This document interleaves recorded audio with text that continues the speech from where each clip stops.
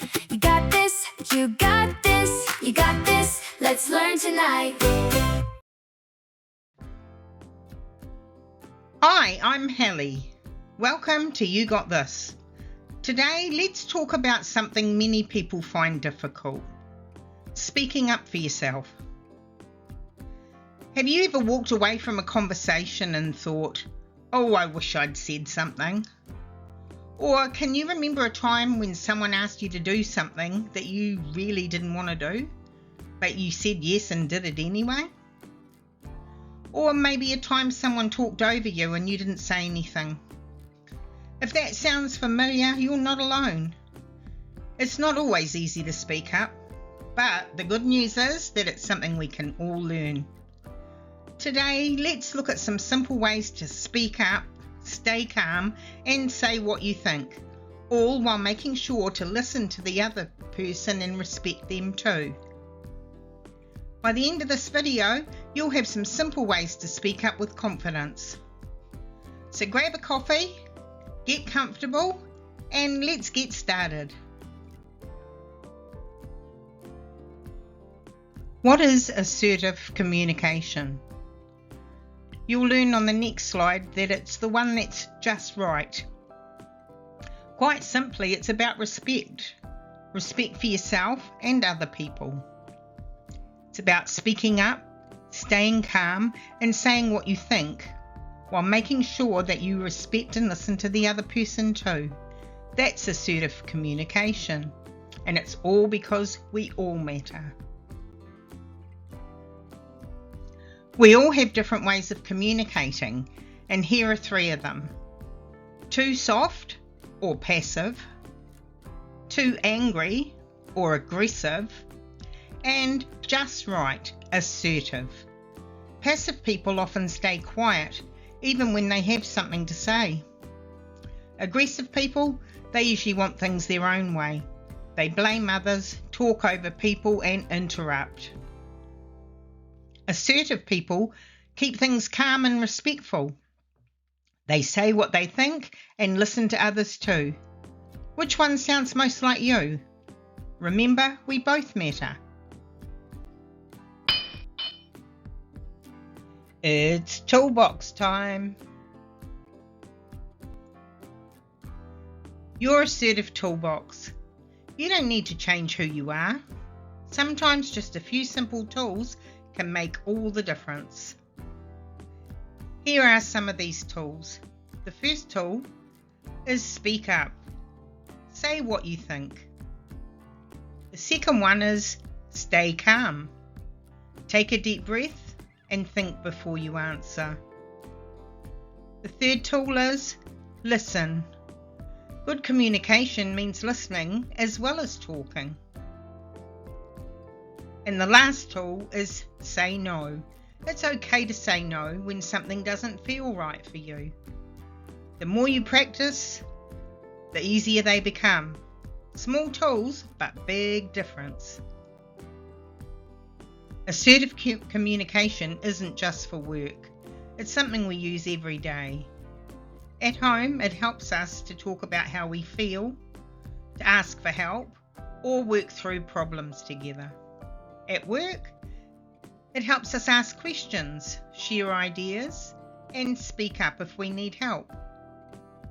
With friends, it helps us talk about something that's important to us, or simply just to have a good conversation. Out in the community, it helps us ask questions, solve everyday problems, and feel more confident when we're talking to other people. Every conversation is a chance to practice. We don't have to get it right every time. The more we practice though, the easier it becomes. So let's see what assertive communication looks like in real life. Just imagine it's the end of the day, busy day at work, and you're almost ready to go home. And then a workmate comes up and says, "Can you finish my report for me?" What would you do? Take a moment and think about your answer. Some people might say yes, even though they really wanted to say no. Others might answer, do it yourself. Neither of those is assertive. Here's another way. You could say, I'm sorry, I can't today. I need to finish my own work first. The answer is calm and honest. It shows respect for yourself and the other person too. That's assertive communication. We don't always have the answer straight away either. Taking a little time can help us make a better decision. It's okay to say, can I think about that? Or, I'll let you know this afternoon. Or, I'll have an answer for you tomorrow morning. Here's an example. A child asks, can I go to Jamie's house after school tomorrow? Instead of answering straight away, we could say, let me think about it. I'll talk to Dad and I'll let you know at dinner time. That gives us time to think. And it also lets our child know an answer is coming. By doing this, we're teaching our children that it's okay to pause, think, and answer calmly too. Many of us weren't taught this when we were growing up. We had to learn it for ourselves. But now we can pass that wisdom on to our children and grandchildren. Sometimes the best answer doesn't come straight away. Taking time to think can lead to a better answer. One of the easiest ways to become more assertive is to use I statements. That means talking about yourself and how you feel. Try not to start with you. Words like you never or you always. They can sound like you're blaming someone. When people feel blamed, they often stop listening and they can become argumentative. Instead, talk about how you feel.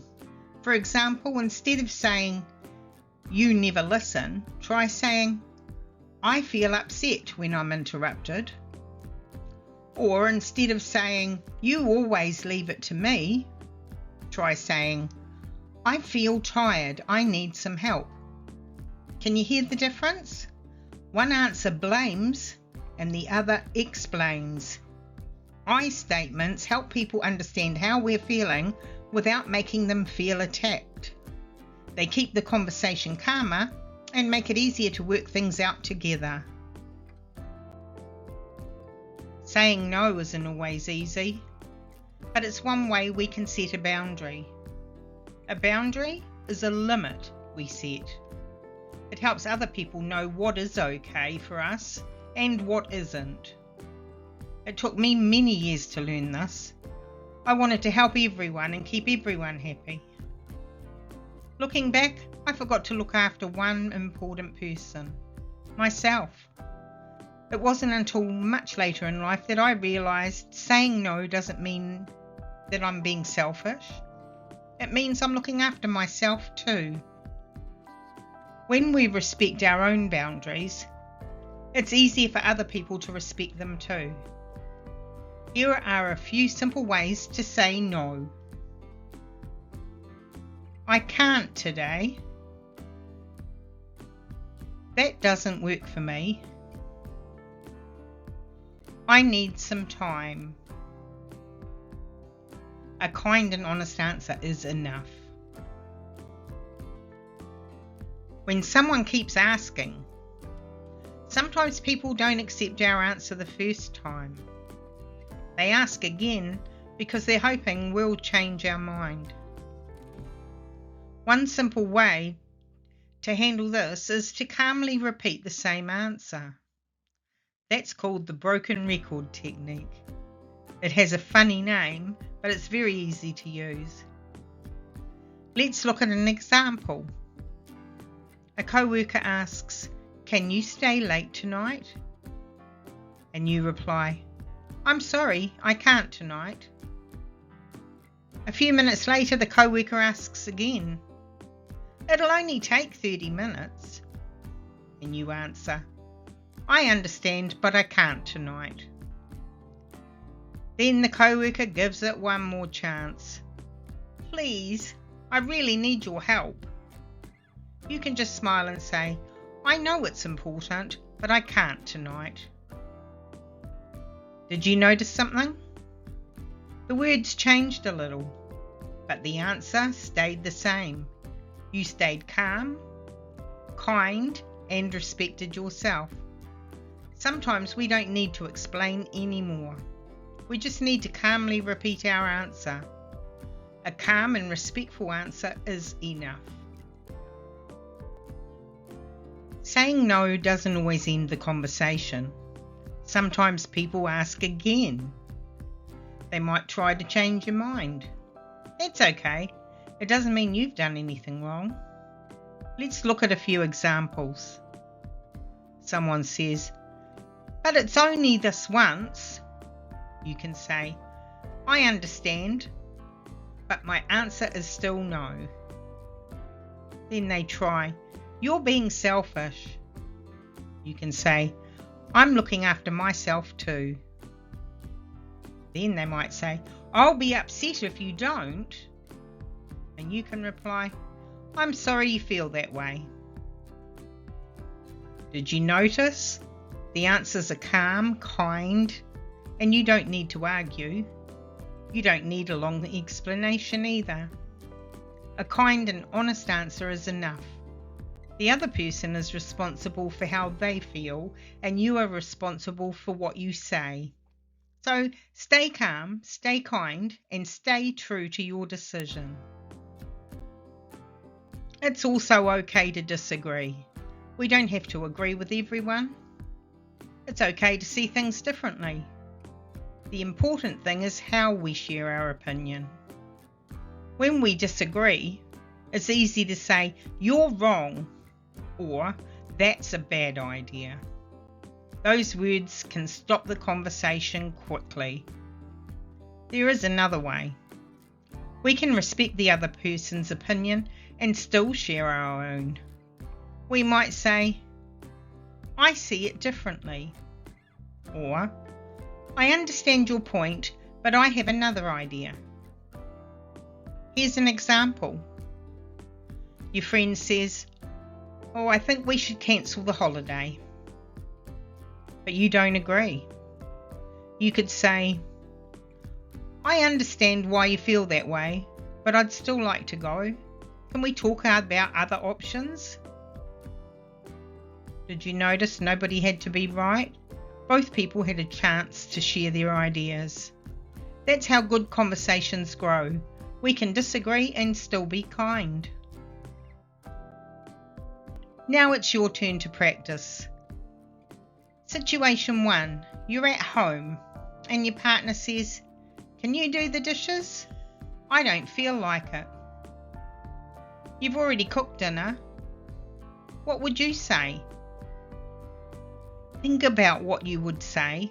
Remember to stay calm, be kind, and be honest. If you need a little more time, pause the video now. Here's one answer. I cooked dinner tonight. Could you do the dishes? A kind request can start a better conversation.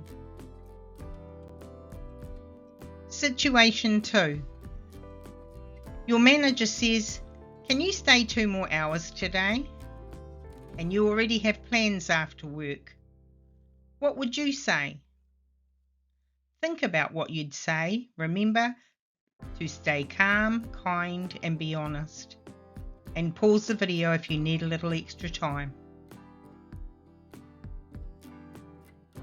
I'm sorry, I can't stay today. I already have plans. That's a good answer. It's okay to respect your own time. Situation 3. With friends. Let's try this one.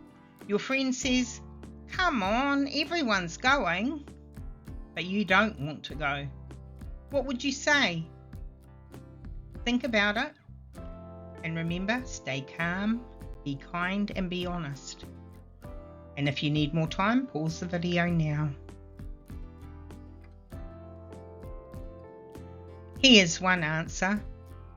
Thanks for asking, but I'm not going this time. Good friends can respect different choices. And our last one, situation 4, at the shop. You're waiting in line at the supermarket and someone walks right in front of you. What would you say?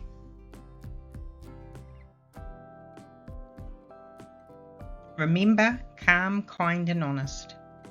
And if you need more time, pause the video.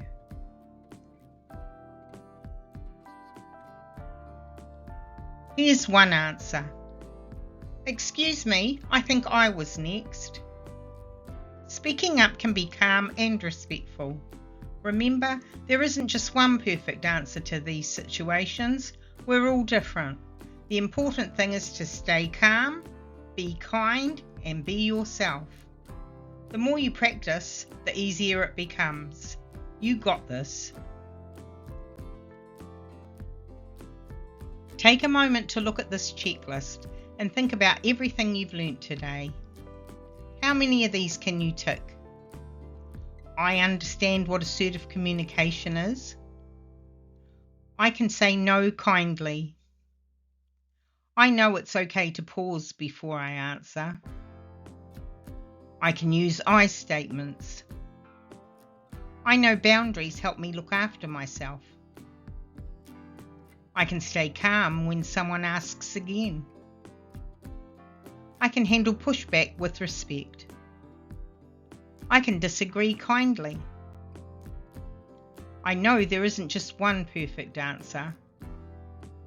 And I can stay calm, kind and honest. Boy, that's a lot of learning today. Now I'd like to leave you with one small challenge for this week. Learning something new is only the first step. Now it's time to try it in real life. So this week, choose just one challenge. Maybe you can say no kindly. Maybe you can pause before you answer. Or maybe you can use one I statement. You don't have to do everything at once. One small step is enough. Every time you practice, you build a little more confidence.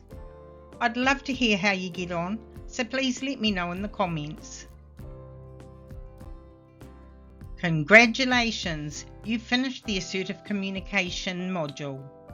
Today you've learned skills you can use every day, at home, at work, with friends, and in your community. Remember, you don't have to be perfect. Every conversation is another chance to grow. Every small step builds confidence.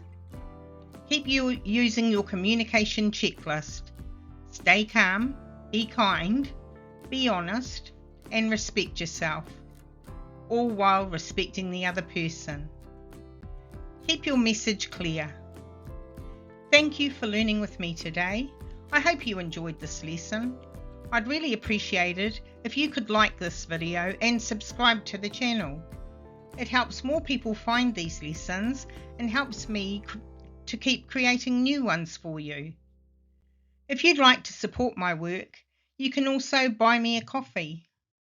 You'll find the link below and also in the description of this video. Until next time, take care of yourself. You got this.